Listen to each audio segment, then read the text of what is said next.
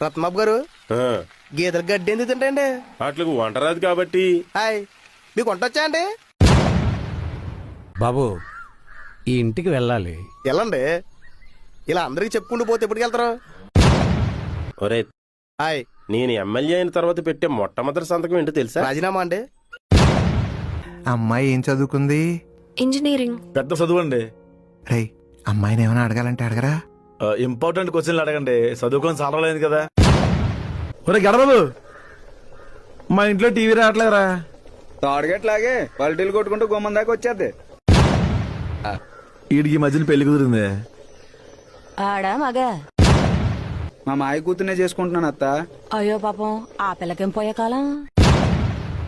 బావా, మీ అక్క Pepsodent వాడుతుందా Colgate వాడుతుందా?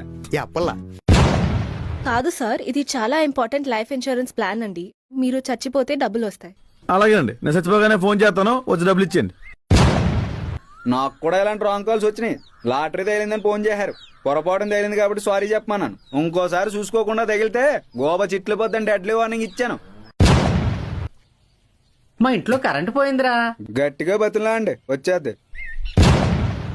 ఇందాకే నేను అందంగా ఉన్నాను కూడా చెప్పింది. నమ్మేశావా?